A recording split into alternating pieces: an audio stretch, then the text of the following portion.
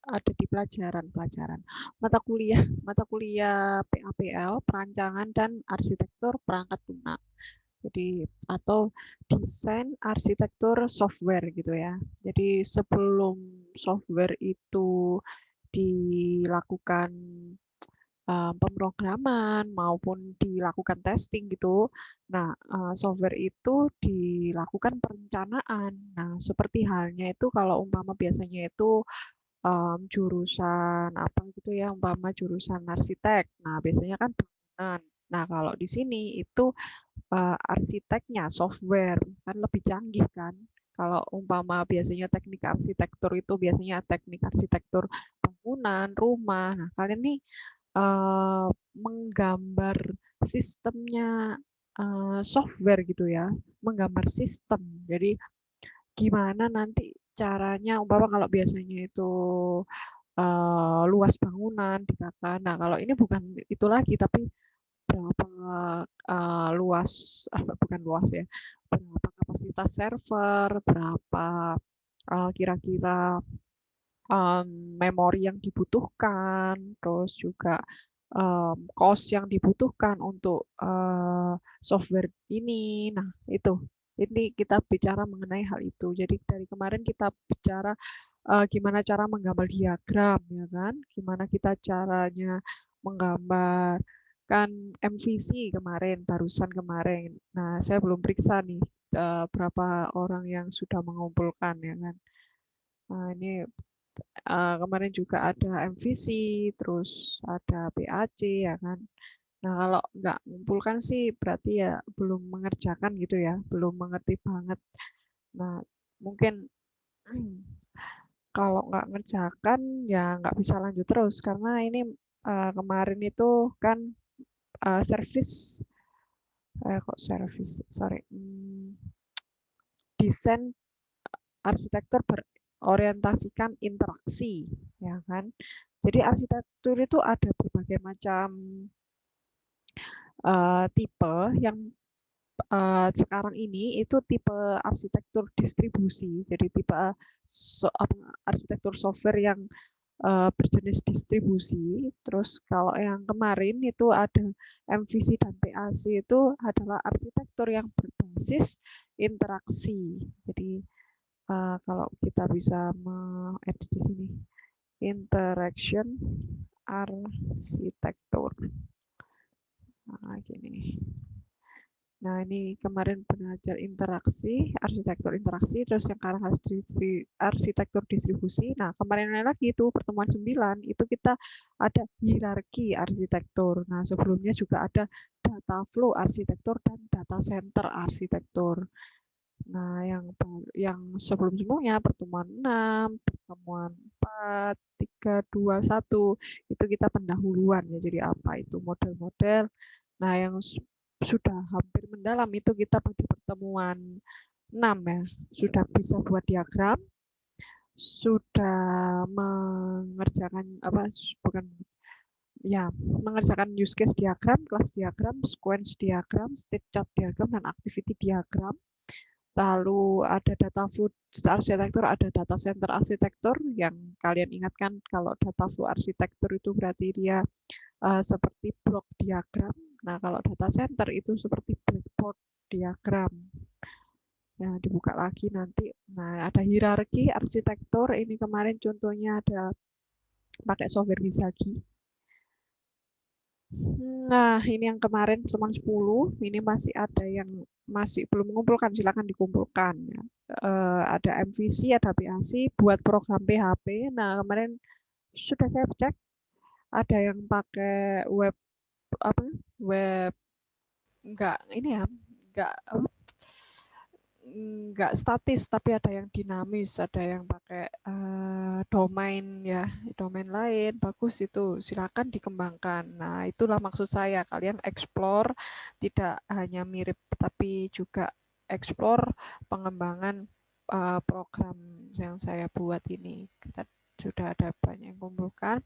Nah, sekarang itu distribusi ya, distribusi arsitektur. Nah, software itu kan dia itu semacam kayak ada rancangannya gitu ya, nggak langsung software itu jadi seketika langsung ngerti maksud kita. Umpama mau mengetik software itu langsung tahu maksud kita bahwa software itu akan dilakukan pengetikan, enggak kan ya, kan harus dibuat dulu kan softwarenya.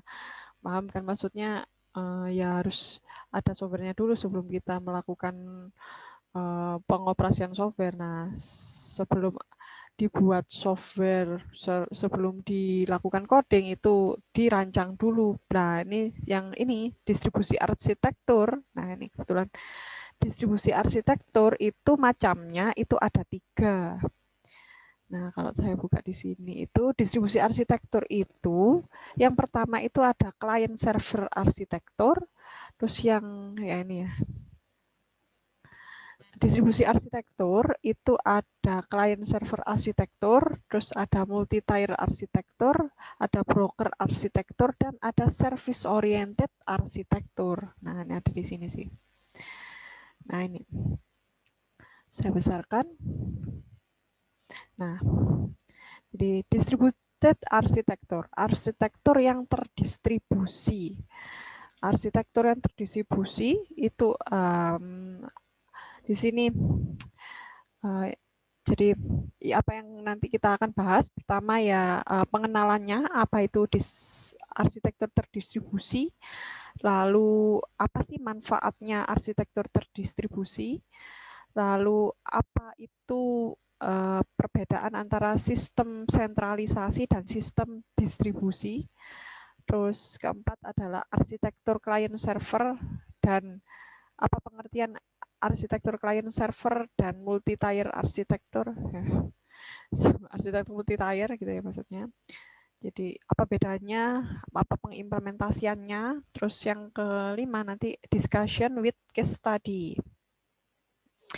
Nah ini, an organization intelligence is distributed to the point of being ubiquitous.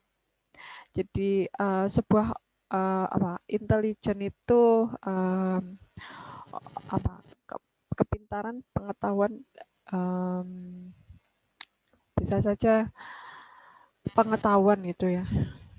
Coba kita artikan. An organization intelligence is distributed to the point of being apa itu ubiquitous. Nah, dari Kevin Kelly. Apa kira-kira?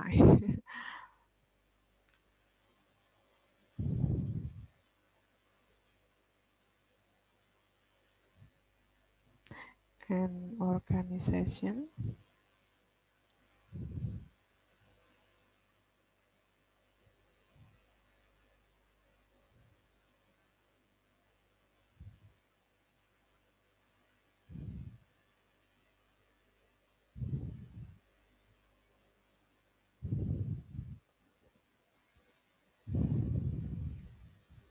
jadi sebuah pengetahuan atau intelijen organisasi itu didistribusikan ke titik yang di mana-mana gitu, ubiquitous. Jadi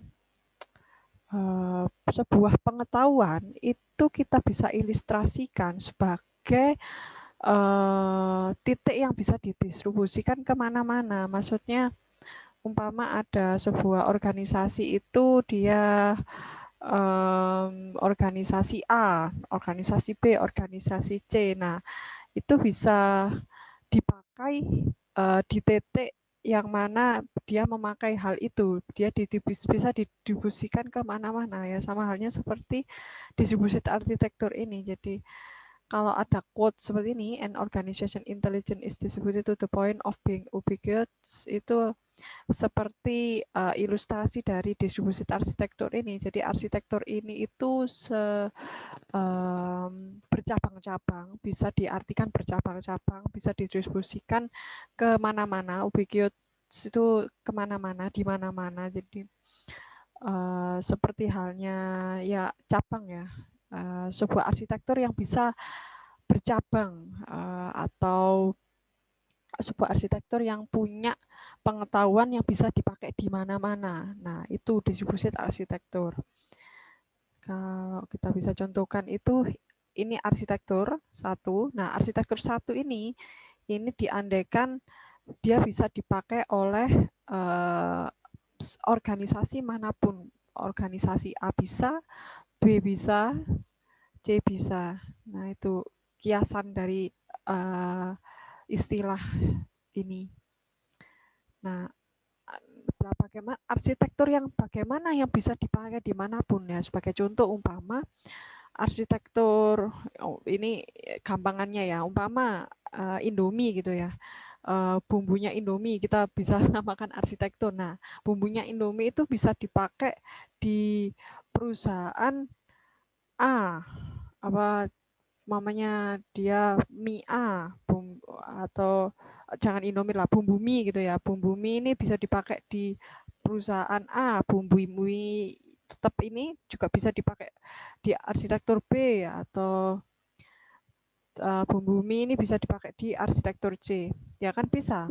Umpama kan yang bumbu mie sasetan itu, atau mamanya apa itu bumbu instan. Nah, itu kan, nah seperti itulah macam arsitektur dia itu bisa, meskipun ya kayak HP lah ya, bisa juga HP. HP itu kan sebuah arsitektur yang bisa dipakai di mana-mana, pakai oleh pengguna ataupun ya itu sebuah arsitektur. Nah, ini sebuah istilah yang mungkin apa ya, ambigu, bisa saja abstrak, tapi bisa diartikan sebagai yang bisa dipakai untuk apapun. Gitu.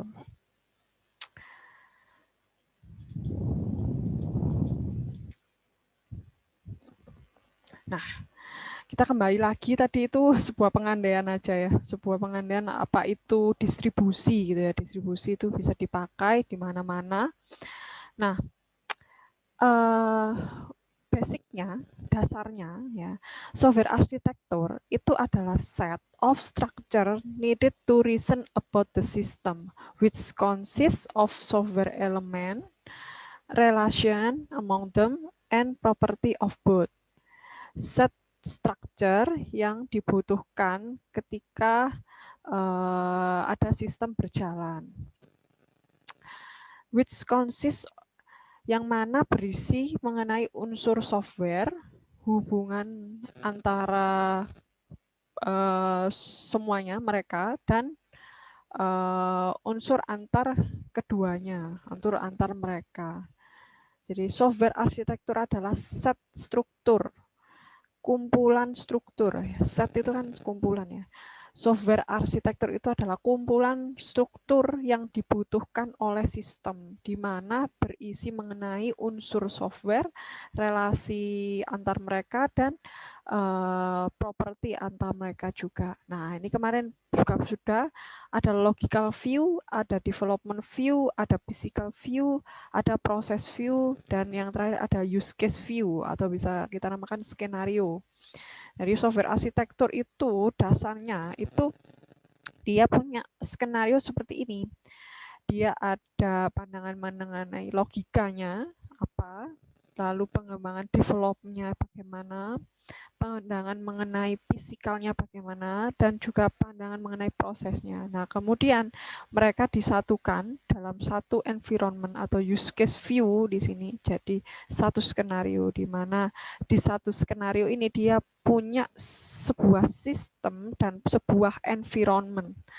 Jadi punya sebuah lingkungan yang mana dia menghasilkan satu software arsitektur, bila mana dia sudah ada unsur logical view-nya, ada unsur development view-nya, ada unsur physical view, dan unsur process view. Nah, di dalam software arsitektur atau di dalam software engineering, itu kita mengenal ada istilah design pattern. Design pattern is a general repeatable solution to a commonly occurring problem in a software design. Jadi istilah umum yang digunakan untuk mengatasi masalah dalam desain software. Design pattern itu adalah sebuah istilah umum yang mana biasanya diketahui adalah sebuah solusi masalah di dalam desain software. Jadi dia design pattern namanya. Nah, a design pattern is a finished design that can be transformed direct into code. It is description or template for how to solve a problem that can be used in many different situations. Di desain pattern itu adalah desain yang belum selesai, yang tidak akan pernah selesai karena nanti akan ada develop ulang sampai testing. Dan di mana that can be transformed directly into code, yang mana dapat langsung diubah ke dalam kode. Jadi desain pattern itu bisa langsung dapat diubah di dalam kode, tapi dia tidak istilahnya dia tidak akan pernah selesai desain itu karena ada pengulangan, terus ada revisi lah istilahnya. Nah, ini salah satu desain pattern. Contoh, nah ini gampang ya, ada mobil. Mobil itu, ya mobil ya kan, mobil itu punya roda, punya jendela, punya pintu, punya atap. Nah, ini kita bisa namakan di sini model 1 roda, model 2 roda, model 3 roda. Terus model 1 hood, model 2 hood, model 3 hood, ya kan. Terus ada model 1 door, model 2 door, model 3 door ya, atau hood itu kap mobil ya, bisa jadi. Nah, di dalam model tersebut ada model 1, model 2, model 3, ya kan? Dan roda, ada kap mobil, ada pintu, dan di dalam hal itu juga ada fungsi stem well, nah kan? Apa ya tandanya gitu ya, tanda roda itu apa? Stem hood dan stem door. Nah, hal itu kita bisa namakan sebagai design pattern. Jadi design pattern itu yang membentuk suatu objek tersebut. Nah, ini analoginya mobil. Kalau kita ya analoginya ya software kita. Software kita itu lah namanya. Software kita itu ada rodanya, ada kap mobilnya, ada pintunya. Nah, gitu mamanya. Software kita itu ada suatu inputnya, prosesnya, outputnya gitu ya. Atau mungkin penyusunnya apa. Sebagai contoh umpama software itu adalah software untuk print. Berarti kan ada fasilitas untuk menulisnya, terus ada fasilitas untuk membacanya, dan fasilitas untuk printnya. Nah gitu contohnya. Atau software apa itu? Umpama sebuah software mesin artificial intelligence gitu ya, image processing. Nah, di dalam image processing itu ada untuk tombol mengenali wajah, face recognition. Berarti kan perlu ada kamera umpama. Berarti ada kamera, model 1 kamera, terus juga bisa model bisa saja mengenali suara. Berarti kan mic gitu ya, mic, terus ada dan lain-lain. Nah, seperti itulah analogi dari software pattern, desain pattern, analogi dari arsitektural software. Software itu terdiri dari beberapa rancangan, beberapa desain, beberapa bentuk. Nah, hal itu kita bisa gambarkan dalam berbagai diagram yang kemarin kita gambarkan itu. Ada use case diagram, state chart diagram, sequence diagram, dan kawan-kawannya. Nah, gitu sebagai contoh. Gitu. Nah, sekarang what is distributed architecture? Anyone can answer this? Coba kita bayangkan dari tadi ada pengertian sebagai berikut ini. Jadi ada software arsitektur itu seperti inilah. Ada logical view, process view, physical view, development view. Dan ada pengertian design pattern di sini. Nah, terus ada pertanyaan. Sebenarnya apa sih arsitektur distribusi itu? Nah, kalau kita rujuk dari sebuah sumber buku gitu ya, dia distributed architecture itu adalah ya in distributed architecture itu ada komponen yang mana, nah ini ya, saya bacakan dulu. Komponen are presented on different platform and several components can cooperate with one another over a communication network in order to achieve a specific objective or goal. Jadi di dalam arsitektur terdistribusi, komponen itu disajikan di dalam berbagai berbagai platform. Komponen disajikan di platform yang berbeda dan beberapa komponen dapat berkooperasi dengan satu dan lainnya di dalam satu network communication supaya in order to tujuannya adalah untuk mencapai objektif yang spesifik atau yang terselesaikan. Jadi yaitu komponen itu disajikan dalam platform yang berbeda dan juga beberapa komponen itu dapat saling berkomunikasi dalam satu jaringan. Nah, itu hal itu supaya agar tersampaikan pesan awalnya, tersampaikan spesifik pesannya. Nah, itu. Nah, ada video mengenai distributed architecture. Sebentar ya. Nah, ini kebetulan azan, saya istirahat sebentar ya. Kita dengarkan azan dulu.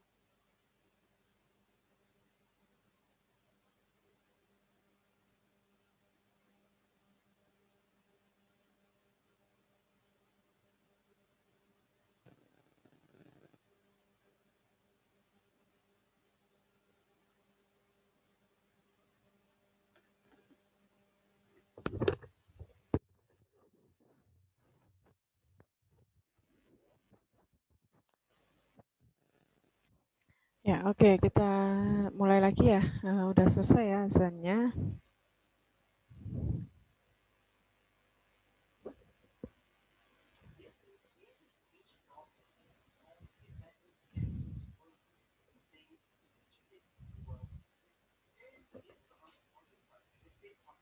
Nah, ini sudah sampai kuliahnya ya. Jadi di sini ada video mengenai sistem terdistribusi.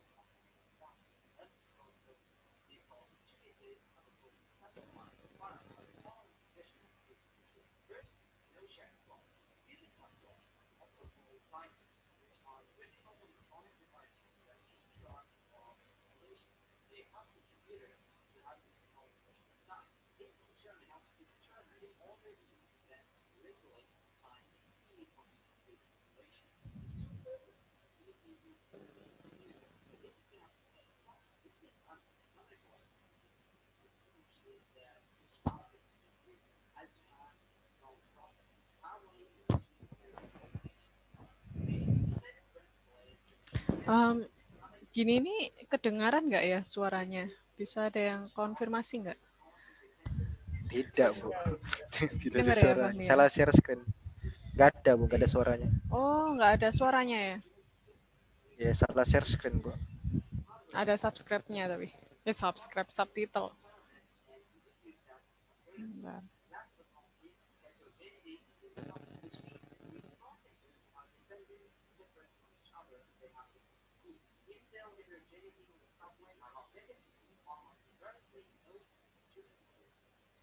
Operation systems, and components can be built with different technologies and run on different platforms. Before moving on to basic concepts about distributed computing, I just want to mention a couple of notes. First, a distributed system is a dynamic system that allows computers or nodes to join and leave at will. This has many advantages, as we'll see later, but also it introduces some challenges and overheads, such as in case of open distributed systems, security issues, and the extra work of managing the organization and membership of nodes. nodes. The second thing I want to say is that nearly all existing large distributed systems, especially modern ones, are overlay networks. What in the universe is an overlay network? An overlay network is a virtual network that was possible to build thanks to an underlying network infrastructure. Put simply, an overlay network is just a network on top of another network. For instance, peer-to-peer networks such as blockchain and BitTorrents are overlay networks. That is to say, they are networks on top of the internet. Voice over IP is another network over the internet, so it's also called an overlay network. Okay, I hope by now you have a fair idea about what a distributed system is and can tell whether a system is distributed or not. Good. Now let's talk about some important basic concepts about distributed computing.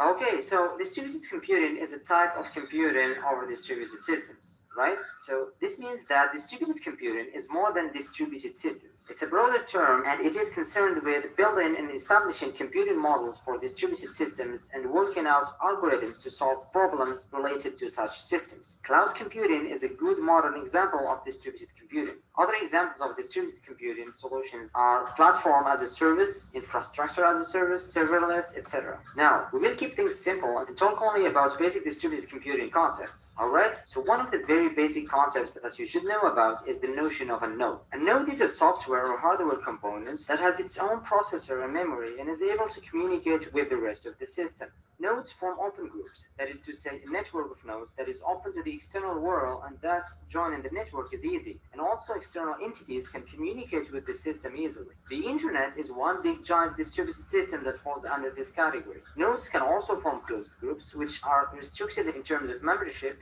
authentication. These activities can interact among each other to perform a particular operation. Ya, saya ini biar nggak agak bosan. Nah, tadi udah dijelasin ya. Sorry, tadi suaranya saya kira dengar. Sekarang dengar kan pastinya ya. Kurang keras apa kurang? Video listen to the architecture pattern series. Jadi, so, without further ado, di sini about jelasin distributed computing. What is a distributed system? Ya kan? Today is instead distributed state or evolved distributed computing. Now, you're gonna know the answer in a bit. For now, let me just give you some examples. Dia jelasin itu sekarang tuh banyak sekali sistem yang menerapkan sistem terdistribusi. Pun nggak ada sekarang itu sistem itu yang nggak menerapkan sistem terdistribusi, kecuali itu sistem itu sederhana. Maksudnya kalau umpama ya sederhana aja, umpama cuma buat apa gitu ya. Nah, sekarang itu kalau umpama sistem canggih, ya itu dia haruslah dia mewajibkan pakai sistem terdistribusi. Nah, let me just give you some examples distributed system. Nah, mari saya lihatkan kalian sejumlah contoh mengenai distributed system. Jadi dia menggambarkan di sini distributed system itu dia all around us. Jadi like Google, like Amazon, like Netflix, like Bitcoin, dan probably the most straightforward and the simplest example of distributed systems is the client-server model, which I assume you transfer an online banking. Online gaming ya, online gaming. Jadi dia distribusi sistem tuh suatu minimal sistem sekarang. Sistem sekarang tuh ya wajib pakai distribusi. Sekarang malah nggak distribusi lagi, malah lebih tinggi lagi. Jadi super terdistribusi. Jadi contohnya sebelum kita mengerti apa itu sistem terdistribusi. Contohnya itu sistem terdistribusi itu kayak Google, kayak Amazon, kayak Netflix, kayak Bitcoin, dan juga seperti gaming online gaming. Nah, terus dia sebutkan di sini. Nah, sudah tahu kan apa itu contoh-contoh dari sistem terdistribusi. Nah, sekarang coba kita gambarkan. Nah, jadi sistem terdistribusi itu bisa digambarkan sebagai ada node hardware. Jadi titik hardware gitu ya. Digambarkan ada hardware, ada software.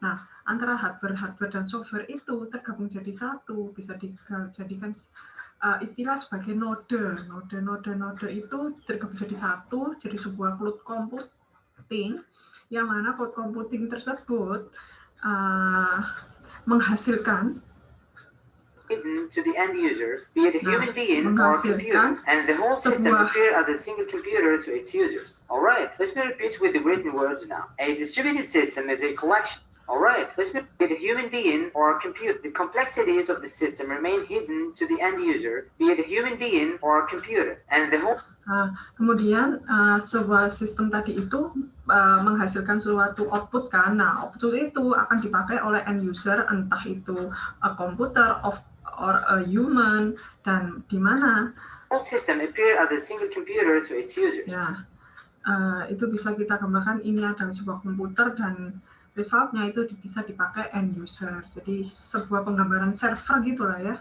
server yang mana dia punya suatu sistem.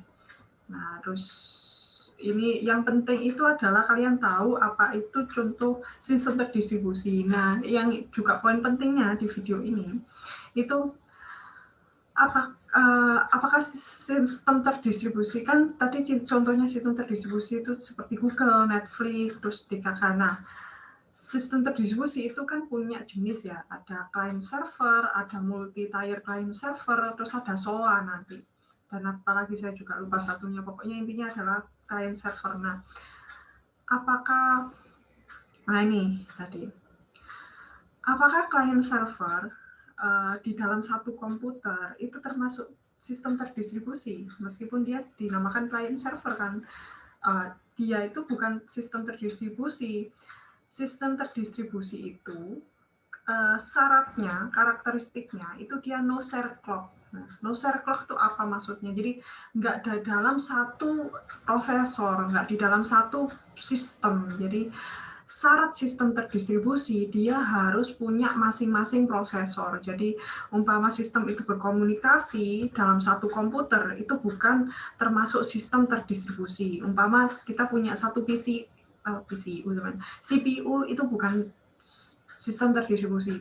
Kalau kita punya dua CPU, nah dua CPU itu saling berkomunikasi, nah itu baru dinamakan sistem terdistribusi. Sistem yang saling berkomunikasi antar dua paralel prosesor. Nah, nanti dia akan ada yang menjadi client ataupun mana yang jadi server. Tapi jika dikatakan kalau itu dalam satu komputer, itu dia bukan sistem terdistribusi. Nah, ada lagi, apakah aplikasi A dan aplikasi B gitu ya saling bersinggungan gitu? Itu apakah termasuk sistem terdistribusi? Bukan. Karena dia di dalam satu komputer, kecuali bila mana aplikasi A ini ada di komputer 1, aplikasi B ini ada di komputer 2. Nah, itu bisa dinamakan sistem terdistribusi karena dia berbeda prosesor. Karena syaratnya, karakteristik of a distributed system itu adalah no share clock. That is order event. Logical clock is achieved by synchronization or coordination. Jadi between atau antara dua PC itu tadi dia harus berbeda prosesor, berbeda sistem. Terus ada juga syarat kedua adalah no share memory. Nah, kalau umpama satu PC kan ya satu share memory kan, kalau umpama dikatakan satu PC. Nah, no share memory dikatakan no share memory, dia harus ada prosesornya sendiri, ada memorinya sendiri. Nah, itu baru dikatakan sistem terdistribusi. Nah, gampangannya itu sistem terdistribusi itu adalah syaratnya itu adalah dia itu sebagai ada yang menjadi client dan ada yang menjadi server. Ya, itu contoh simple sederhananya sistem terdistribusi itu adalah client server. Nah, nanti baru yang paling sekarang paling belakang itu ada SOA, Service Oriented Arsitektur. Jadi arsitektur berbasis layanan, yang mana nanti akan ada berbagai layanan, bukan lagi client server, tapi sudah layanan lebih tinggi lagi. Kalau client server kan hanya satu task, hanya satu tugas. Kalau umpama layanan, itu sudah kompleks sekali. Layanan A, layanan B, layanan kan bisa terdiri dari berbagai tugas. Nah, nanti terakhir akan ada presentasi mengenai ini. Jadi saya tutup dulu mengenai karakteristik of a distributed system. First, provision of resources, the failure of nodes and failovers, migration and replication operations, etc., all should be invisible to users of the system. The way to achieve this is through an important component called the middleware. And speaking of which, a middleware in this context is a distributed systems layer that connects the nodes together and makes them a piece. Ya sudah. Oke. Nah, terakhir dia itu memberikan kesimpulan.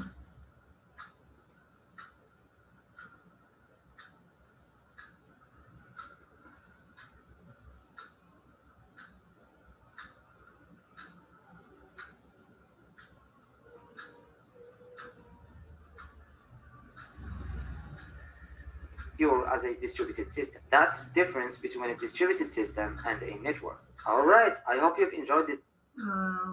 Nggak di sini berarti ada lagi, nanti coba saya share nanti video. Nah, itu tadi biar ya itu tadi mengenai pengertian dari distribusi sistem dari sudut pandang contoh, sudut pandang apa itu perbedaan mendasarnya. Kapan sistem itu dikatakan sistem terdistribusi. Jadi enggak asal sistem itu client server, apakah client servernya di satu PC. Kalau di satu PC itu bukan sistem terdistribusi karena satu prosesor, satu memori.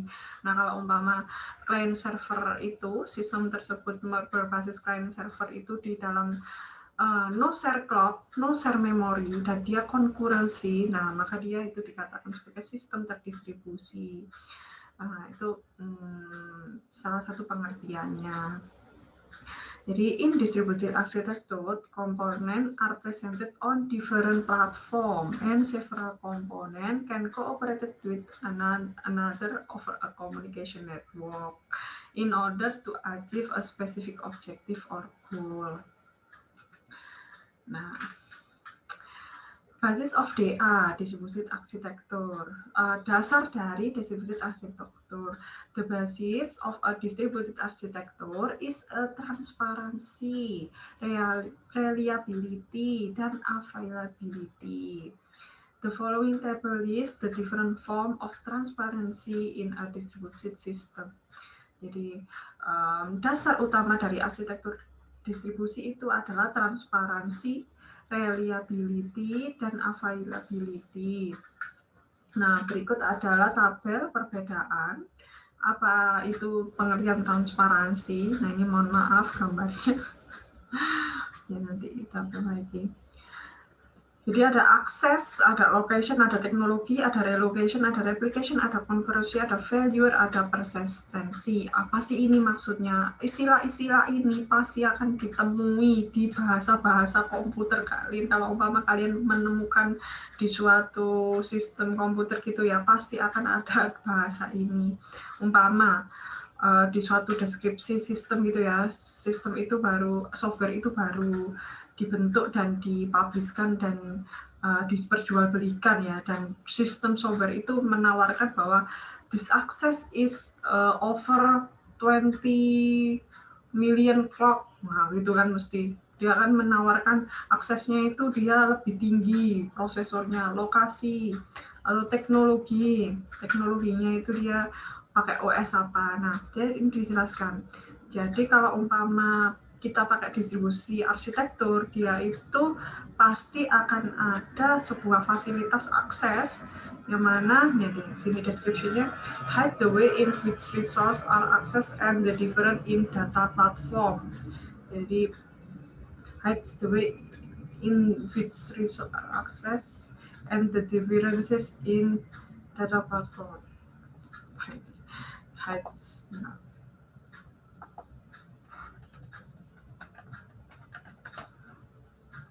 Jadi menyembunyikan jalan di mana resource itu terakses dan berbeda di dalam platform data. Jadi dia sifatnya transparansi itu kan artinya itu kan segalanya itu bisa terlihat gitu ya. Keterbukaan, transparansi itu. Istilah transparansi itu adalah keterbukaan dan pertanggungjawaban. Jadi dia punya sebuah fasilitas akses yang memiliki keterbukaan dan pertanggungjawaban. Dia bisa diakses di berbagai beda data platform. Terus ada lokasi, hide where resource are located. Jadi dia menyembunyikan di mana resource itu berada, dan ada teknologi, hide different technology such as programming language and OS from user. Nah, kalau umpamanya disebut arsitektur itu menganut transparansi, dia ada ini menyembunyikan teknologi yang berbeda seperti bahasa programming dan OS dari user. Terus ada migrasi atau relokasi, itu menyembunyikan resource di mana dia bisa berpindah dari lokasi satu ke lokasi lain yang mana sekarang sedang dipakai. Nah, itu bisa intinya dia apa sih rahasia gitu loh. Kalau umpama transparansi itu dia ya meskipun istilah transparansi itu keterbukaan ya, tapi maksudnya itu keterbukaan yang mana dia ada fasilitas hide-nya, fasilitas penyembunyiannya, nggak asal dibuka data itu. Pokoknya teknologinya itu apa, dia menyembunyikan data teknologi itu, nggak diketahui, biar rahasia perusahaan gitu. Nah, terus ada replikasi, hide resource that may be copied at several locations. Concurrency, hide resource that may be shared with other user. Terus ada failure, hide failure at recovery of resource from user. Terakhir persistency, hide whether a resource software is in memory or. Dari persistency itu menyembunyikan di mana resource atau software itu tersimpan. Nah, ini. Why on need of distributed architecture? Kenapa butuh distributed architecture? Nah, problem in centralized system. Jadi, faktor utamanya itu ada masalah di sistem sentral atau terpusat. Biasanya itu kan ada ya sistem itu yang berbasiskan sistem terpusat. Nah, pengertiannya itu sistem terpusat itu tidak scalable, tidak terskalakan due to the increase in request of client. Sistem terpusat itu tidak skalakan bila mana terdapat kenaikan permintaan dari seorang klien, Nah, maka dari itu perlu distributed architecture, antrian gitu ya, sistem antrian, sistem bercabang-cabang atau sistem yang mana dia punya nggak satu yang bertanggung jawab, jadi terdistribusi, ada berbagai macam orang yang mana dia menangani permintaan yang meningkat dari klien itu. Kalau sistem terpusat kan dia kan satu server ya, nah bisa-bisa servernya itu nggak muat kapasitasnya. Nah, ini contoh sekarang kan meskipun kita nggak di Jakarta ya, siapa yang sudah di Jakarta, sedang di Jakarta. PPDB kan. Nah, PPDB SMA entah SD, pokoknya PPDB ya, penerimaan peserta didik baru di Jakarta. Masalahnya kan server kan, masalahnya dia itu servernya itu nggak muat, nggak satu hari itu dia langsung dibuka. Pada saat itu marak sekali PPDB, marak sekali banyak yang buka, dia nggak menafsirkan bahwa yang ya intinya overload lah ya. Dia menyiapkannya itu dengan kapasitas server yang nggak terduga. Nah, maka dari itu kalau umpama kita pakai sistem terpusat, nah kendalanya ya pasti dia akan lambat, servernya itu terakses lambat, loading aja gitu. Kalau contoh dulu itu, ya ini contoh lagi, belum selesai padahal permasalahan kita. Contohnya lagi dulu itu saya tuh siakap. Dulu itu kalau saya kuliah tuh, program mata kuliah sehari, pokoknya kalau umpama ya dalam satu semester itu kan harus program mata kuliah. Kalau di sini kan langsung diprogramkan kan, enak kan ya. Ini tapi ada yang pilihan ya, kemarin ada yang program sendiri ya, pokoknya mata kuliah pilihan animasi dan pemodelan, terus ada mata kuliah kecerdasan buatan, mau apel enggak, mau hari apa gitu ya. Nah, kalau dulu saya itu milih hari, milih jam itu harus bergadang menunggu, maksudnya kan jam 12 malam kan bukanya kan jam 00. Pokoknya dibuka itu hari itu. Berarti kan jam 23.59 kan besoknya 1 menit udah dibuka. Nah, itu bermalam, bergadang, nungguin. Kalau umpama saya gak malam itu ngambil mata kuliah itu, nggak program dalam satu hari itu, sedetik itu, hilang sudah impian saya mengambil mata kuliah yang saya inginkan gitu. Sudah penuh. Dosen yang saya inginkan itu udah punya orang, maksudnya nggak bisa. Jadi saya, dan pun hari yang saya inginkan saya program itu ya nggak sesuai, saya harus program hari saya lagi, waktu saya lagi, bagi waktu. Jadi pengalaman. Nah, itu kalau kita pakai sistem server yang dulu, sistem server yang terpusat, nah itu kelemahannya. Siapa dulu yang masuk ke server itu, dia yang bisa ngakses. Yang terakhir nunggu yang satu itu keluar. Kalau programnya lama ya kita nunggu terus. Nah, untungnya kalau umpama ready gitu ya, itu bisa tepat penjadwalannya. Nah, kembali lagi ke PPDB Jakarta tadi lah. Kalau umpama servernya itu dia bisa menghadapi traffic tinggi, the increase in request of client, dia bisa menghadapi increase request of client. Salah satunya ya server itu harus kapasitasnya ya ditinggikan mungkin. Nah, itu jangan sampai server itu down gitu ya, atau ada kendala. Nah, jadi kemampuan server itu harus bisa dikunjungi oleh banyak orang. Jadi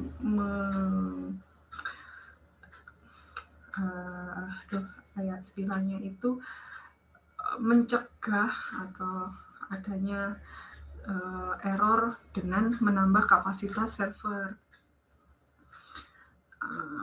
Gitu. Terus, nah itu salah satunya kalau kelemahannya pakai sistem sentralisasi. Makanya pakai sistem terdistribusi. Untuk apa? Untuk jaga-jaga. Bila mana kalau sistem terpusat server A itu mati, kita bisa pakai server B atau server C. Langsung dia arahkan ke server B. Jadi umpama kalau sudah penuh di server A, yang lain pakai server B aja ya, sama-sama aplikasinya, tapi dia bisa pakai server B. Nah, tapi kalau umpama memang ada apa ya, itu kan namanya kan kejadian yang tidak terduga ya. Nah, itu mungkin juga bisa jadi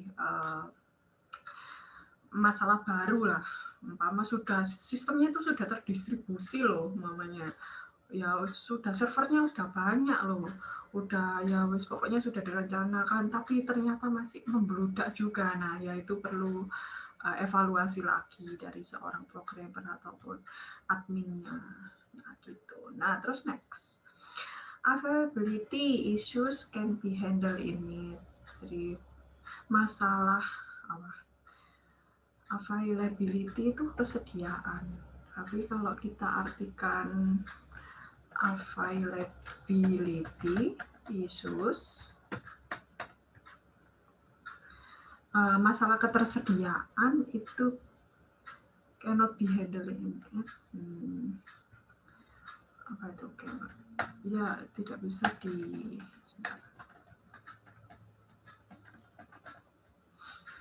masalah ketersediaan tidak dapat ditangani di dalamnya. Nah, ya sama ya, masih masalah ketersediaan tadi ya, entah ketersediaan kapasitas ataupun ya bisa mengakses gitu ya.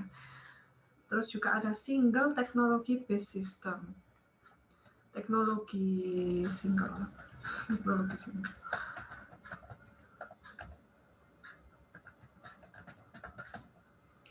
Sistem berbasis teknologi tunggal, ya. Sistem berbasis teknologi tunggal. Jadi kan cuma satu server, satu yang bertanggung jawab gitu loh kalau sistem tersentralisasi. Nah, why or need of DA itu supaya kita mengatasi masalah yang di sistem terpusat ini.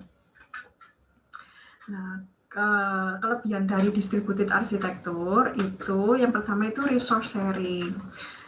Sharing of hardware and software resource. Jadi nggak cuma satu yang pakai, tapi dia itu bersifat milik bersama. Jadi sharing of hardware and software resource. Terus yang kedua itu openness, keterbukaan. Jadi flexibility of using hardware and software of different vendor. Jadi fleksibilitas memakai hardware dan software di berbagai vendor. Terus yang ketiga itu ada konkurensi. Konkurensi itu concurrent processing to enhance performance.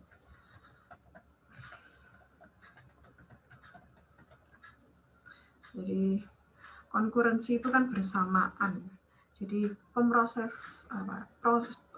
pemrosesan bersamaan untuk mempertahankan performa. Concurrent processing to enhance performance. Ya, untuk meningkatkan ya Pak, mempertahankan. Enhance itu meningkatkan, improving. Pemrosesan bersamaan untuk meningkatkan kinerja.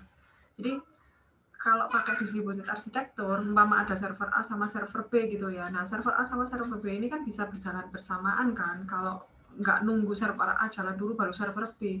Umpama server A nggak jalan, server B langsung jalan ya bisa. Makanya dia disebut sebagai concurrency system, concurrent processing to enhance performance. Pemrosesan bersamaan untuk meningkatkan kinerja.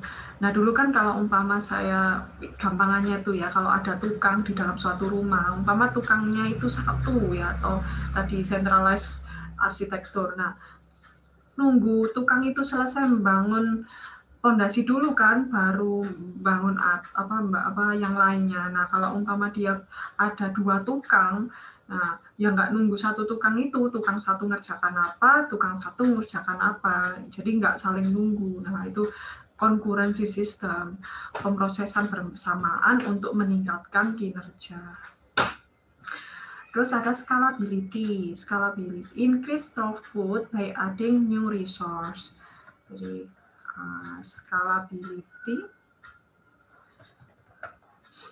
skalabilitas ya. Scalability itu kemampuan untuk menangani penambahan beban. Nah, jadi menangani penambahan beban untuk ditangkatkan guna menangani penambahan beban selanjutnya. Jadi meningkatkan beban dengan cara menambahkan resource baru. Jadi hampir sama ya, antar konkurensi hampir sama, tapi beda sikap. Jadi konkurensi itu tadi pemrosesan bersamaan, tapi kalau scalability itu penambahan beban. Biar dia bisa meningkatkan performanya juga. Terus ada fault tolerance, jadi toleransi kegagalan. Kemampuan untuk melanjutkan operasi setelah, atau kemampuan untuk melanjutkan suatu proses setelah kesalahan itu terjadi. Nah, itu keuntungannya, kelebihannya pakai distributed arsitektur.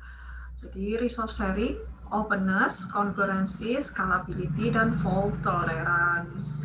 Ya, jadi resource-nya itu dipakai bersamaan, juga itu ada fleksibilitas pemakaian berbeda vendor, terus ada konkurensi, pemrosesannya itu secara bersamaan, terus ada scalability untuk meningkatkan performa, itu dia menambahkan beban baru, resource baru, terus yang 5 itu ada toleransi kesalahan, kemampuan untuk menoleransi kesalahan, kemampuan untuk melanjutkan proses setelah menangani kesalahan tersebut. Nah, itu tadi distributed arsitektur. Jadi banyak ya, maksudnya ya intinya dia bisa meningkatkan suatu performa lah ya, distributed arsitektur dibanding centralized arsitektur tadi ini kan.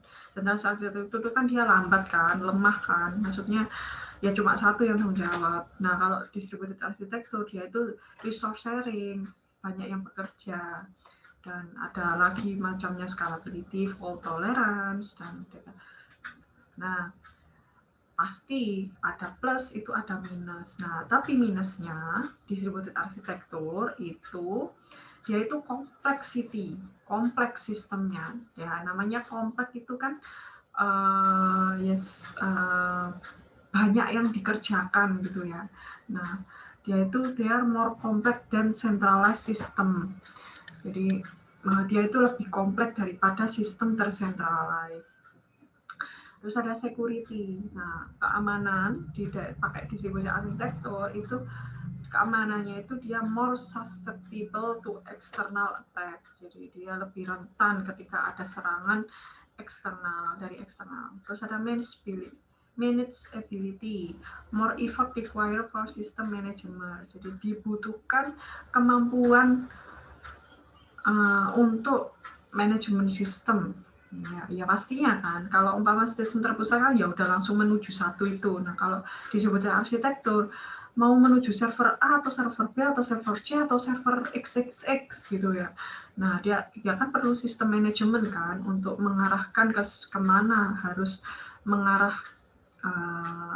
mengarahnya gitu, mau proses mana. Nah, itu dia perlu manajemen sistem. Terus ada unpredictability, dia itu tidak bisa terprediksi, unpredictable. Yaitu unpredictable response depending on the system organization and network load. Jadi jawaban respon yang tidak dapat diprediksi itu bergantung pada organisasi sistem dan proses network. Ini centralized versus distributed system. Nah, kalau kita bandingkan menggunakan kriteria, yang pertama kriteria ekonomik, centralized system itu lebih low ekonomik dan distributed system itu high ekonomik. Ya jelas ya kan, situ kalau centralized system kan cuma beberapa, kalau distributed itu dia harus more complex system ya. Jadi dia lebih cost ekonomi, jadi lebih mahal gitu intinya. Nah, kalau centralized system itu availability-nya low, sedangkan distributed system dari kriteria availability, kesediaan dia itu tinggi. Nah, itu kelebihannya dari distributed system, dia availability-nya lebih tinggi. Kemampuan adanya itu, ketersediaan servernya ataupun kapasitasnya maupun memori DKK itu lebih ada di distributed system. Nah, next, ada complexity. Nah, complexity-nya centralized itu lebih low, lebih rendah, distributed system kompleksitinya lebih tinggi. Nah, konsistensi konsisten berarti tetap gitu ya, konsisten itu konsisten ya tetap kita bahasanya itu tidak berubah-ubah. Konsistensi atau apakah ada keubah-ubahan, pokoknya intinya umpama data A ya harus ada data A gitu ya. Nah, itu kalau sistem terpusat itu dia lebih sederhana, sedang konsistensi di dalam distributed system itu lebih tinggi.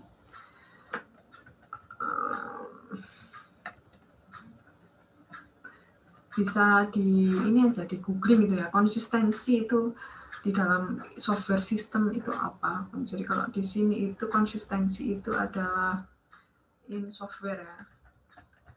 In software, consistency is a requirement that a series of measurement of the same project. Berarti intinya the concept description that still ya, konsep deskripsinya itu dia masih tetap. Ya, kalau maunya software A, ya nilainya software A.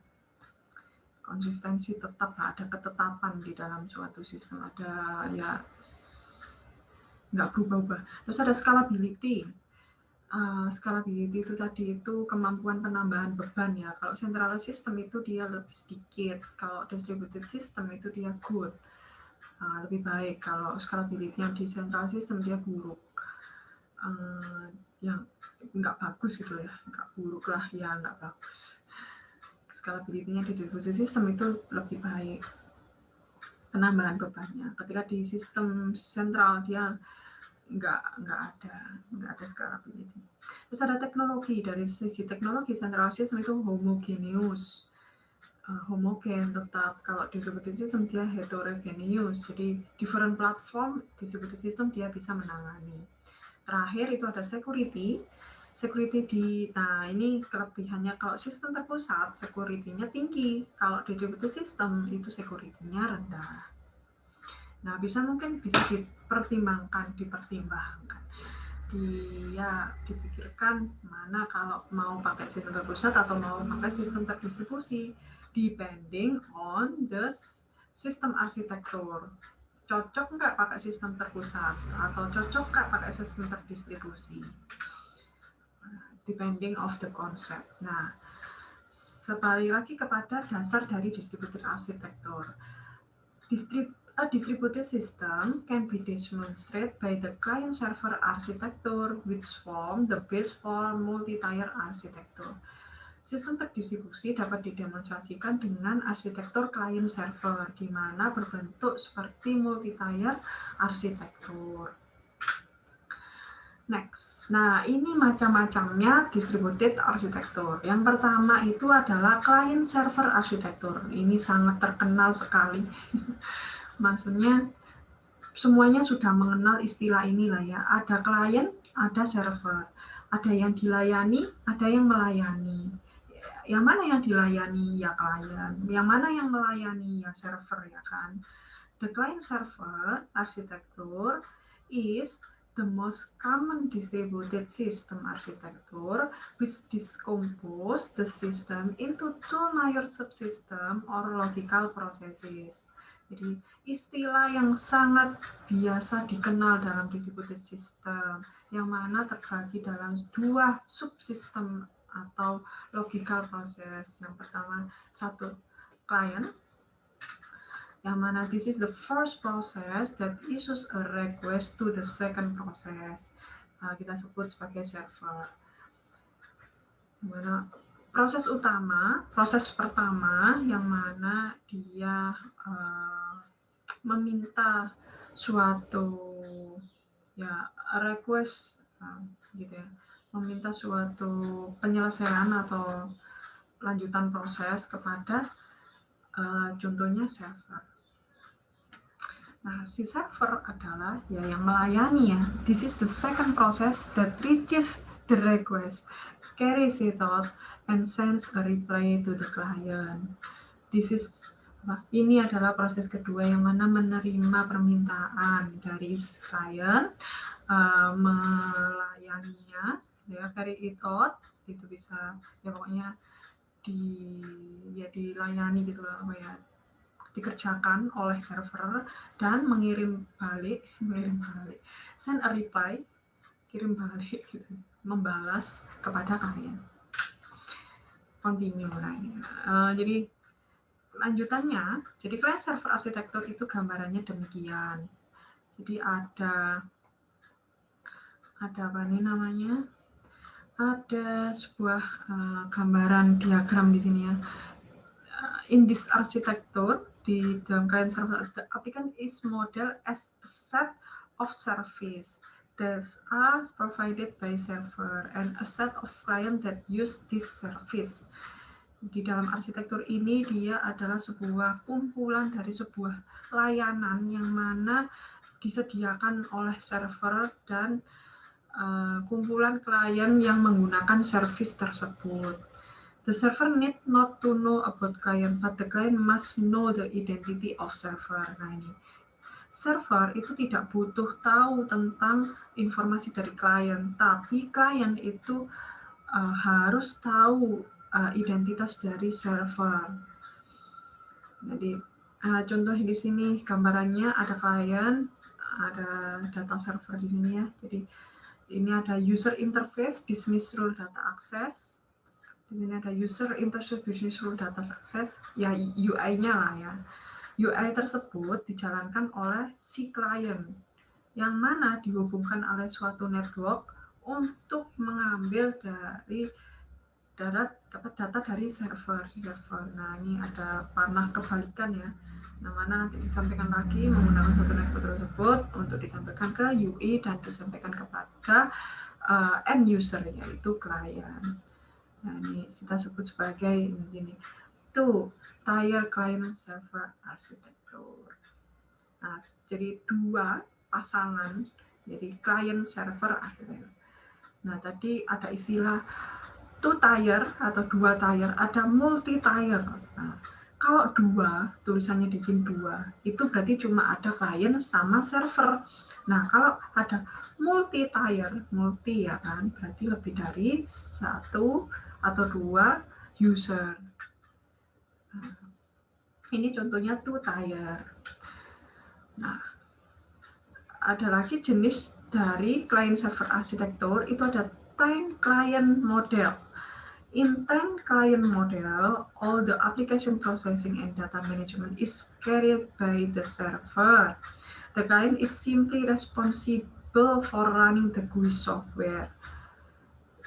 It is used when legacy systems are migrated to client-server architecture, in which legacy system acts as server in its own right with a graphical interface implemented on a client. Jadi intinya itu adalah ada thin client model yang mana aplikasi data management processing itu dikelola oleh server, yang mana klien itu sederhananya hanya bertanggung jawab pada running GUI software. Jadi klien itu tidak bersinggungan dengan data sama sekali, dia cuma bersinggungan sama software GUI-nya. Kalau thin client, apa ya, thin itu kan tipis gitu ya, kita sebut sebagai ya paling nggak satu klien lah ya. Thin client itu satu klien gitu.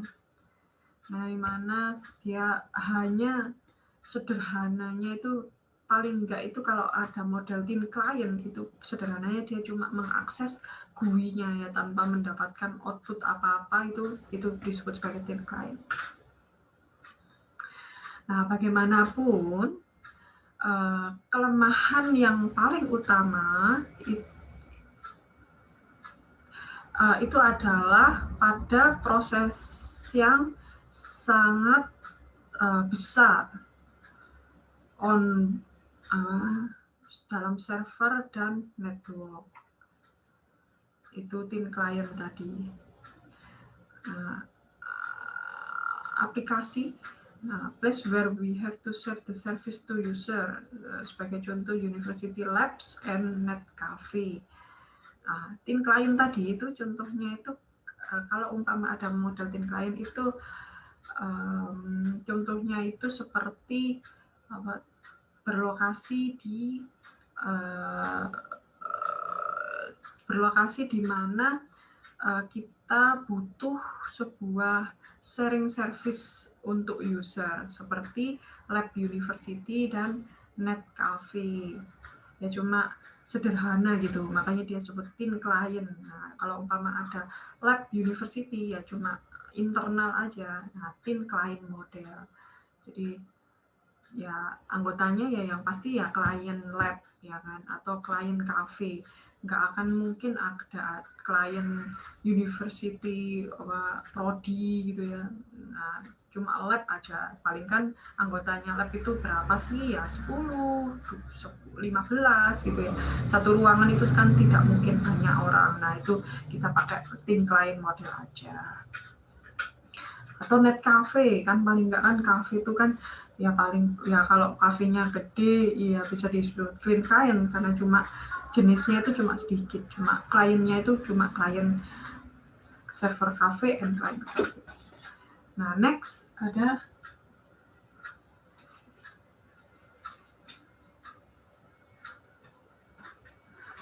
itu ada thick or fat client model. Nah, ada thin, nah sekarang ada fat, gemuk gitu. Fat client. Jadi thick saya cepatkan ya karena udah mau jam 4. Jadi thick or fat client model itu seperti kita gambarkan seperti in thick client model, the server is in charge of the data management. The software on the client implement the application logic and the interaction with the system user. However, it is more complex than a thin client model, especially for management, as all clients should have same copy or version of software application. Jadi, kalau thin client model ya cuma pakai satu software kan, ya udahlah software pelayanan cafe atau pelayanan lab kan cuma satu ya kan. Kalau cuma punya software pakai thin. Nah, kalau dia syaratnya kalau ada fat client model itu dia must have atau should have same copy or version of software application.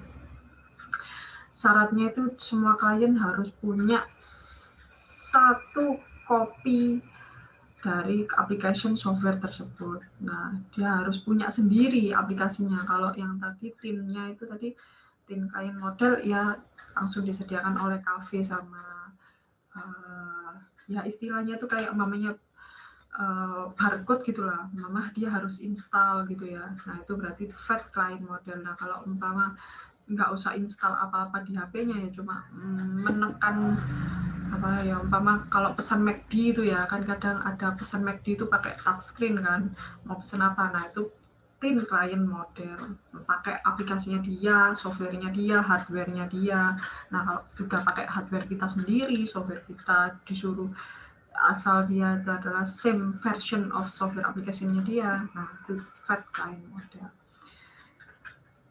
Nah ini contohnya, nah ini different between thin and thick client server architecture. Nah ini contoh, if the thin client, nah if the thick client, contoh kalau thick client, thick ya, or fat client, dia itu harus punya software pendukung. Contohnya ini ada sebuah PC gitu ya, dia harus punya software pendukung Word, of Excel, of Access, or Print, and etc. Nah di sini dia itu harus, kalau thin client dia cuma PC aja ya, kayak tadi itu, kayak cafe itu pesan di Mac dia. Sekarang kan BTS itu ya McD jadi ini ya. Kalau di Malang tuh McD yang Malang tuh tutup, saya lihat di Gojek. Nggak bisa pesan BTS meal. Nah itu pesan McD gitu ya, pakai touchscreen dia. Nah itu kita sebut sebagai thin client. Kita pakai softwarenya dia, hardwarenya dia, komputernya dia kan, kita pencet-pencet tuh, kita nggak install apa-apa.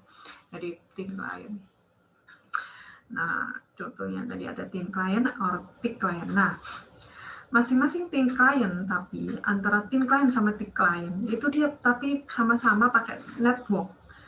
Dia harus pakai ada web server di dalamnya, mail server, or print server, or database server, app server, or file server. Ya, meskipun dia minimalnya, meskipun thin client dia harus ada punya as a network like this. Nah, ini gambaran lagi mengenai thin client dan thick client. Jadi ada thin client, di sini ada sebuah client yang mana kalau thin client dia itu have a data management application processing servernya. Nah, kalau thick client dia harus punya ya sama-sama data management application processing, tapi dia harus punya application processing. Ya kayak tadi loh, ada Word, Excel, Access. Tapi kalau thin client ya cuma dia ya aplikasi itu aja, nggak pakai tambahan. Nah, pro, ya, ini apa ya, kelebihan, keuntungan of client server architecture. Ini kurang berapa, bentar ya, maaf ini kurang berapa slide ya. 24 dari 42, oke saya cepetin dikit ya. Jadi kelebihan dari client server architecture itu dia dapat membagi tanggung jawab, maksudnya ya bagi tugas seperti user interpretation and business logic processing. Ya masing-masing punya tugas sendiri kan, UI presentation yang menampilkan user interface-nya, kalau business logic processing dia menampilkan ya itu flowchart-nya, business logic-nya. Nah, terus ada reusability, bisa digunakan lagi, of server component and potential for concurrency. Concurrency tadi itu ketetapan. Terus ada simplify the design and the development of the distributed. Jadi penyederhanaan desain, it make it easy to migrate or integrate with existing application. Membuat mudah untuk bermigrasi, memindahkan. It also make effective use of resource when a large number of clients are access a high performance server. Ini dia juga bisa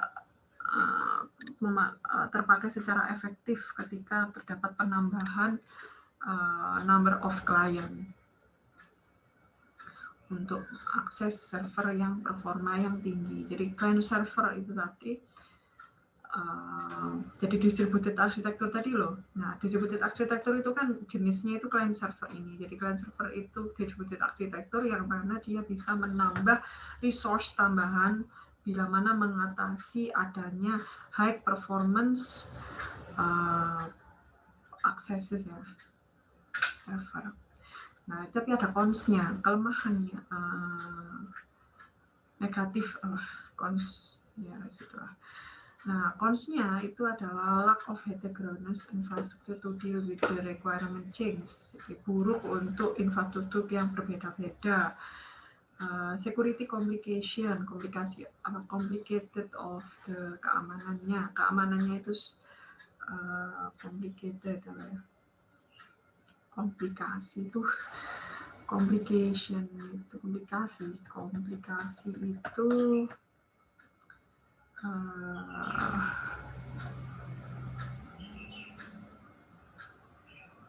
sebuah perubahan gitu, yang sangat kompleks.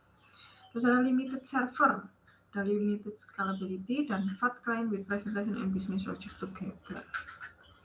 Terus ada two tier tadi yang saya sebut. Nah, ada multi tier. Multi tier itu adalah arsitektur client server di mana fungsinya itu seperti presentasi, aplikasi processing, dan data management itu dipisah secara fisik.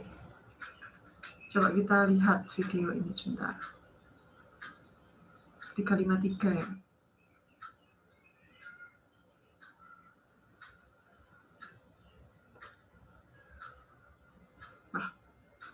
Ya udahlah, nanti aja.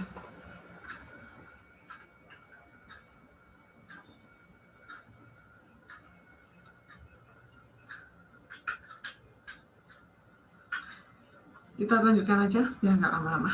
Nah, multi-tier itu intinya itu dia lebih dari satu client server lah. Kliennya itu bisa 2 atau 3 atau lebih, servernya bisa 2 atau lebih gitu ya. Nah, di mana dia itu fungsi presentasinya, aplikasi processing-nya, data manajemennya itu terpisah secara fisik. Ya, umpama server 1, server 2, server 3 gitu. Jadi terpisah gitu, nggak dalam satu PC. Nah, itu syarat tadi dari sistem distribusi. Selanjutnya, the most general use of multi-tier architecture is three-tier architecture. Nah, ini yang paling banyak dipakai itu ada three-tier architecture. Seperti ini gambarannya. Jadi ada software 1, software 2, software 3 yang mana dipakai. Jadi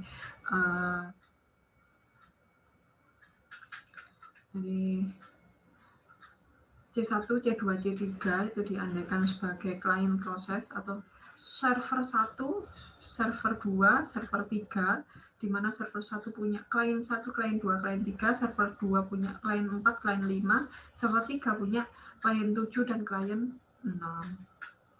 Next, jenis dari three-tier arsitektur itu pertama presentation tier, seperti web page or GUI operating system, itu presentation tier. Jadi itu maksudnya itu server itu tuh hanya menyediakan penyajiannya saja, itu juga bisa. Terus ada lagi application tier, itu adalah seperti logika decision-nya, pengambil keputusannya, evaluasinya, dan perform kalkulasinya, menampilkan kalkulasi nilainya. Terus ada data tier. In this layer, information is stored and retrieved from the database or file system. It includes the data persistence mechanism like database and file shares and provides API, application programming interface. Jadi ada data tier. Jadi presentation tier menampilkan saja, ada application tier itu untuk memproses kalkulasi atau intinya dia mengerjakan lah itu application tier. Terus ada data tier, ya pastinya untuk menyimpan data.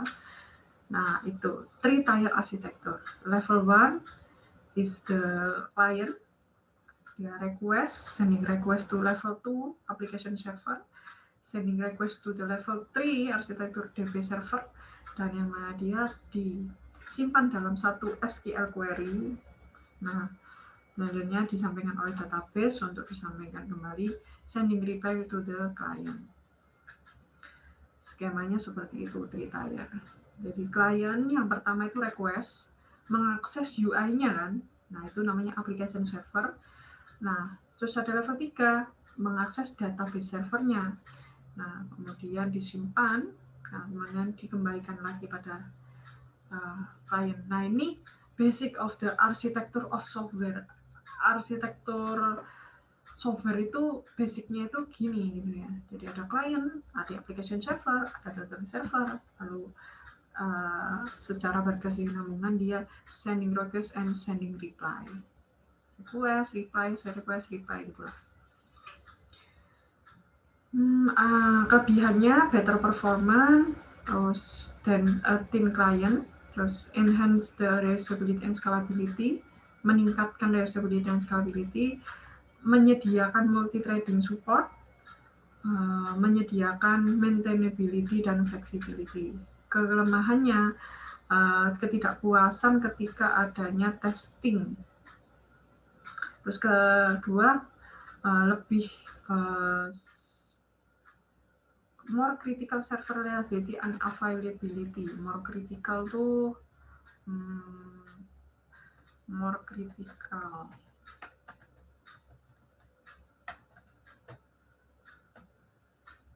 Lebih kritis gitu apa ya? Lebih kritis ketika ada server yang berbasis reliability dan availability. Nah, kayaknya yang SOA itu minggu depan aja ya, nggak cukup. Soalnya SOA itu juga penting dan bahasan sendiri. Service berbasis layanan tuh sekarang yang banyak dipakai untuk arsitektur software. Sekarang kan berbasis layanan semua ya. Maksudnya PMP layanan, penerimaan mahasiswa baru itu loh. Itu kan arsitektur SOA, Service Oriented Arsitektur. Terus PMP ya, terus ada PPDB yang kemarin itu kan SOA juga. PPDB Jakarta itu Service Oriented Arsitektur itu. Terus apalagi ya sekiranya yang layanan lah. Yang kalian itu cuma buka UI untuk daftar, kemudian kalian itu nanti akan dibalas. Ya contohnya mungkin ketika minta form ya yang dulu Mama SNMPTN, SBMPTN, PMDK. Nah itu kan juga server daftar SNMPTN tuh itu kan SOA. Terus ya Shopee itu ya. Shopee kan juga SOA.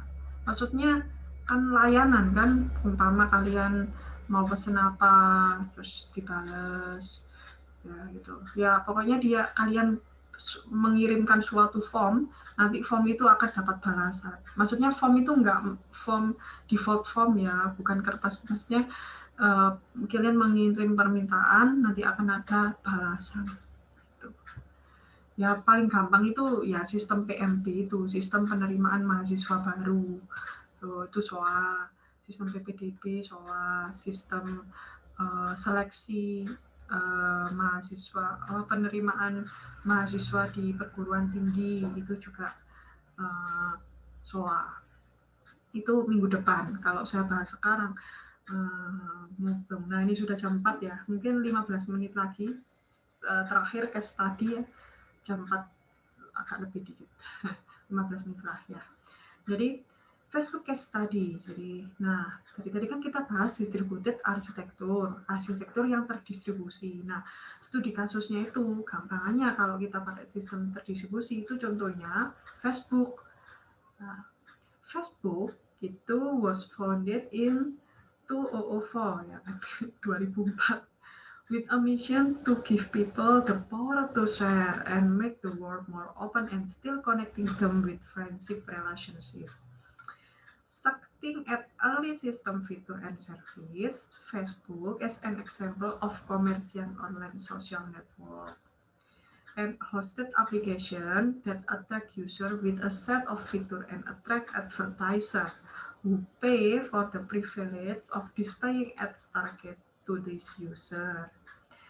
Kalau ini kan gampang ya, pokoknya terdiri dari tahun 2004 yang mana menghubungkan semua pertemanan. Nah, dari sini itu memulai dengan fitur dan service yang mana Facebook itu sebagai aplikasi komersial online social network. Jadi juga bisa sebagai istilah aplikasi komersial ya, iklan online social network. Dan aplikasi yang mana dia menarik user untuk mengumpulkan suatu fitur atau iklan yang mana MUPE itu kalau MUPE itu bahasanya dia itu menjamin keamanan ketika menampilkan targeted user tersebut. Ya, ininya social network kan, online social network. Data pribadi orang kan ditunjukkan kan sama Facebook, tapi dia menjamin keamanan menampilkan data tersebut gitu. Maksudnya kalau di kalimat ini. Dengan dari ya, pay for the privilege of displaying ads targeted to this user. Apa ya? Pay itu juga bisa diartikan mungkin apa membayar. Yeah, okay, next. After some time, due to attractive feature of Facebook, the traffic increase, and Facebook also add new feature in it. Facebook was also providing the service for different platforms, such as desktop and mobile, but the servers go slow due to the trust of user and heavy loading of feature. Nah, paham ya? Seiring berjalannya waktu itu dia akhirnya mengembangkan Facebook itu bisa diakses di desktop dan juga di mobile. Nah, tapi dengan hal itu server itu bergerak lambat untuk due to the rush of user and heavy loading, dan loadingnya itu lambat. Nah, ini continue of the, nah ini misalnya, nah ini Facebook, jejaring sosial, ya, dan bisa diakses web, ya, bisa diakses desktop, bisa diakses mobile, dan bisa diakses konsol. Nah, then Facebook decided to get new architecture to handle the issue of scalability, ya kan? Akses yang banyak tambahan. Nah, dia itu menambah, jadi scalability itu tadi menambahkan new resource. Contohnya menambahkan server. Terus availability, kemampuan ada availability itu kan ada ya istilahnya. Kalau availability, ketersediaan tinggi dalam suatu keandalan sistem, dia menjamin ketersediaan, entah apa itu ketersediaan apapun. Nah, terus ada openness, keterbukaan. Then Facebook decided to get new architecture to handle the issue of scalability, availability, openness, reliability, and security.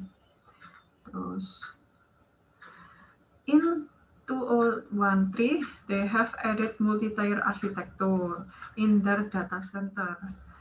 Jadi di 2013 dia menambahkan arsitektur baru yang mana di multi-tier architecture di data center.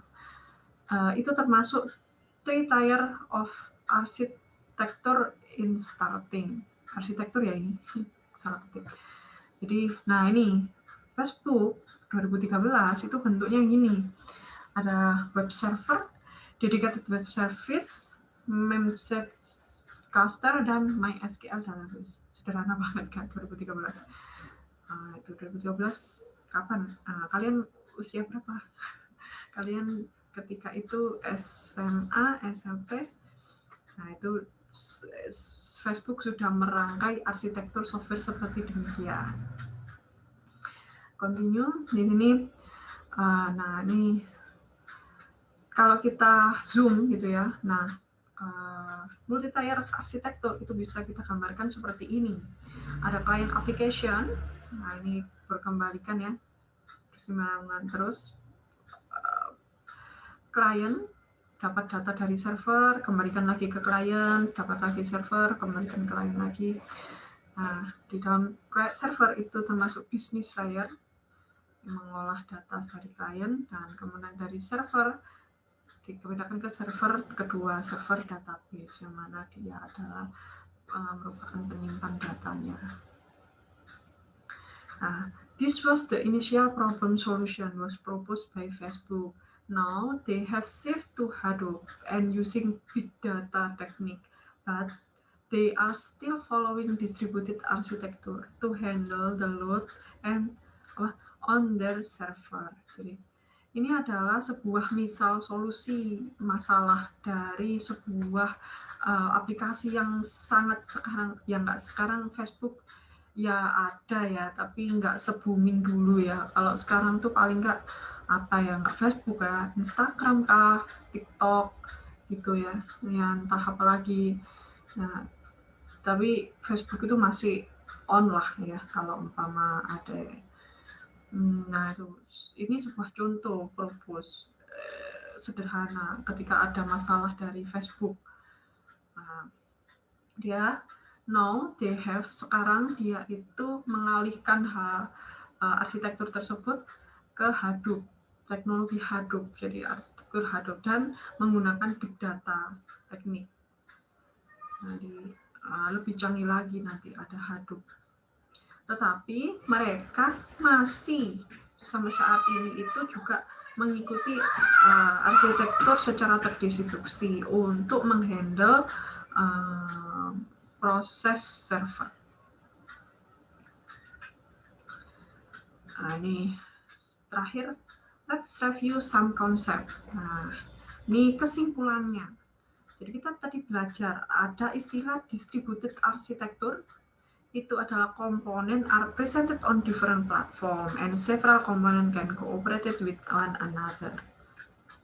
Kalau ada client server architecture, itu adalah the architecture that have application that model as a set of service. Those are provided by server and a set of client. Terus ada thin client model. All the application processing and data management is carried by the server. Ada three-tier architecture. Jadi itu bisa disebut juga multi-tier architecture. Is a client server architecture in which the functions such as presentation, application processing, and data management are physically separate. Berbeda lah intinya, dia terpisah. Nah, terus terakhir itu thick client model. Jadi disebut juga fat client, di mana dia itu punya lebih dari satu client tadi. Nah, terakhir case study, jadi contohnya itu disebut arsitektur itu adalah penyelesaian masalah Facebook tadi. Facebook itu pertamanya ya udahlah main-main gitu ya kan, kenal-kenal di jaring sosial. Ternyata banyak yang minat. Nah, terus dia gimana cara menghandle isu tersebut? Ya umpama kalian tuh main-main buat aplikasi, buat game atau buat nah terus ternyata banyak yang menarik, banyak yang download, banyak yang akses. Ya apa kalian mengatasi hal itu? Ya tadi salah satu caranya kalian buat arsitektur servernya gimana, manajemen datanya gimana, teknologi datanya gimana, pakai cloud computing kah, pakai big data. Nah, in this case tadi kalian harus bisa menghandle masalah scalability-nya dalam software kalian itu, availability-nya dalam software kalian itu, openness-nya kalian dalam software kalian itu, reliability-nya software kalian itu, dan pastinya keamanannya dari software kalian itu. Jangan sampai dimanfaatkan, bisa saja dimasuki, jangan sampai software kalian itu terbuka, maksudnya bisa dimodif gitu ya, bisa saja malah software kalian dimanfaatkan, dimasuki suatu hal yang negatif, karena nanti outputnya negatif. Maksudnya bisa saja mungkin kasih virus, bisa aja. Jadi kalau buka software kalian itu jadi bervirus. Nah, gimana kalian menangani that fault problem? Nah itu. Nah ini contohnya. Nah, di 2013, Facebook itu bisa mengatasi masalah hal itu dengan cara menambahkan multi-tier architecture in their data center. It includes the tier of architecture in starting. Oke, sudah jam 4.11. Nah, ini saya terakhir, ini referensinya. Ada GSA, JSR, dan tutorial point. Oke. Terima kasih atas atensi hari ini. Nah, dari hal itu kalian bisa berdiskusi ya dengan sejawat atau teman seperjuangan. Nah, mungkin bisa ya diskusi mengenai hal ini mau dibawa kemana nanti.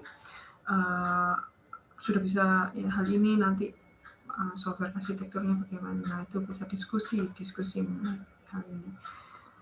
Pun juga bisa mencari di referensi online. Nah, hal itu oke, sudah selesai.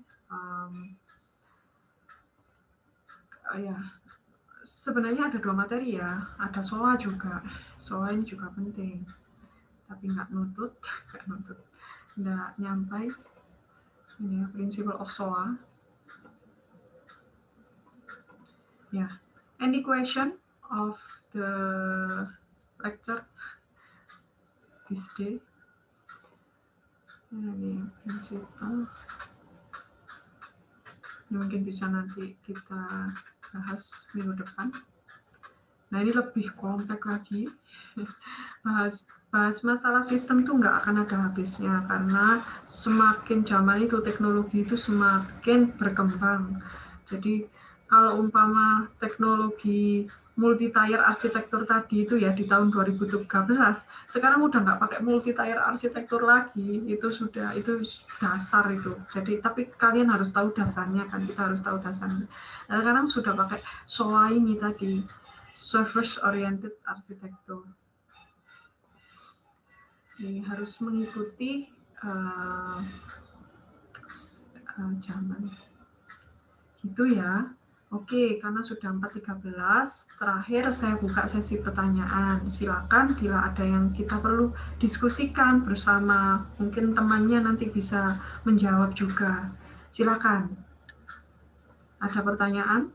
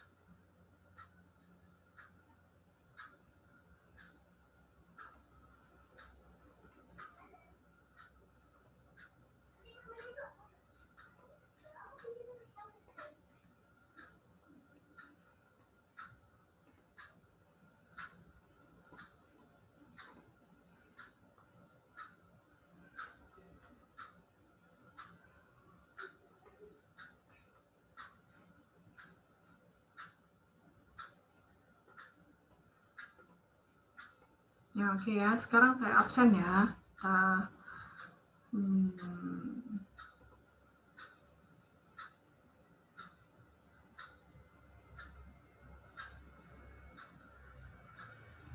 Login.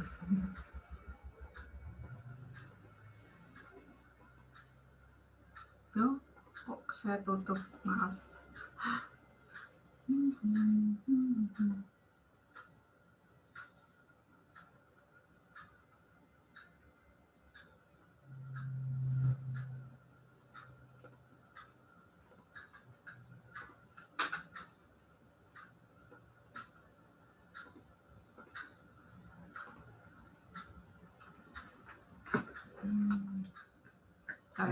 Login saya lama.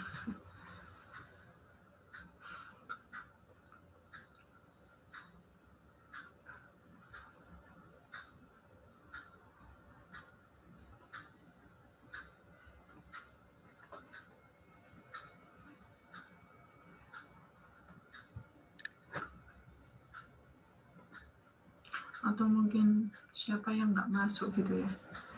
Iya benar. Ini ya NIM dan nama gitu ya. Ini yang NIM sama nama ini sudah urut ya. Tinggal Fahmi sama Yuri, dan ini coba di rename NIM sama nama biar saya cuma lihat partisipan terus saya centang gitu.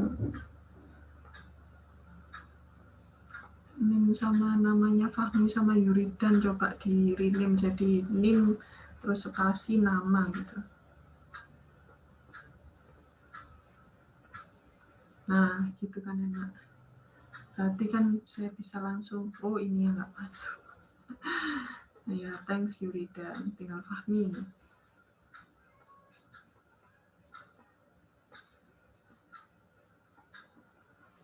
Bentar, ini pertemuan berapa sih? Pertemuan 11 ya. Harusnya pertemuan 12 ya kan. Kita kurang 1.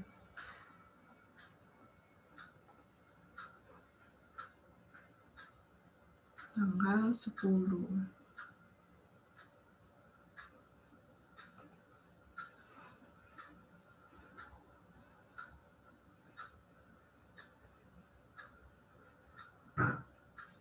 Bentar, loading.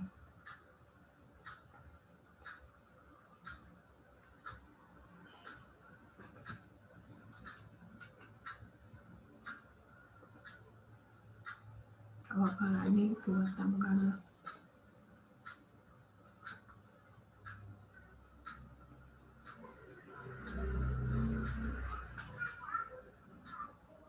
nah, sebentar ya.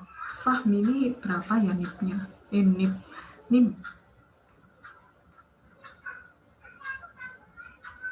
Sudah, saya juga urut ya. Faisal Akbar ada. Ya Raffi, mungkin ada nih. Raihan ada, Sulkarnain ada, Kuncoro ada, Brian Frega ada, Fatahila ini kemana ya? Kok nggak aktif ya? William, Amanda ada, Akil ada, Thomas mana ini Thomas? Halo Bu. Waduh. Iya Thomas. Oke. Waduh. Ya. Maaf Bu. Ya. Sip. Fahmi ini loh nipnya. Bentar, Bu. Wes. Lain kali nimmu ya. Oh iya, Bu. Maaf. Bentar. Kil ada. Alfian ada, itu ada, Rizvan kok ada sih hadir ya, bukan ada. Alfian hadir, Edo hadir, Anggara enggak ya, Rizvan hadir, Reza hadir, iya. Ikomang hadir, Anwar hadir Bu. Ersan hadir, Sander. Oh, Andika nggak hadir. Ya, Andika ada ya. Ahmad Sander hadir, Alan hadir, Fikri hadir, Wisam hadir, Swingli, Febri Dani, Brenda Haya, Iqbal nggak masuk, Muhammad Nafiuddin masuk, Salva Manda masuk, Ilham Yori masuk, Ardian Sebisma masuk, masuk hadir. Torik masuk, Ahmad Juridan masuk, Ahmad Fatfi, Ari Hendra masuk, Fajar Indrawan masuk, Farhan Duko, Safil, dia. Oh, Leonard nggak ada ya? Iya, oke Farhan. Sebentar, saya biru centang. Apa? Leonard nggak ada ya. Terus Diana hadir, Akbar hadir, Raffi hadir, Aulia hadir. Oke. Kalau enak gini kan. Ya, lain gini aja. Fatahila, Anggara, Andika, Iqbal, Leonard. Yes. Oke. Kalau yang hari ini PAPL karena materinya itu banyak ya, sama soal belum kesampaian, jadi hari ini PAPL-nya belum ada tugas. Nah, yang ada tugas teori probabilitas. Jangan lupa tugas teori probabilitas sudah saya share di e-learning. Oke, akhir kata ada pertanyaan? Belum ada, Bu. Belum ada. Insya Allah nggak ada, Bu. Belum ada, Bu. Ya, alhamdulillah. Baik, terima kasih pertemuan hari ini saya akhiri 2 mata kuliah ya, pagi dan sore. Oke, terima kasih. Saya mohon maaf jika saya terdapat salah-salah kata. Semoga sehat selalu semuanya. Akhirul kalam. Wabillahi taufiq wal hidayah wal inayah. Wassalamualaikum warahmatullahi wabarakatuh. Waalaikumsalam. Waalaikumsalam warahmatullahi wabarakatuh. Oke, saya live ya.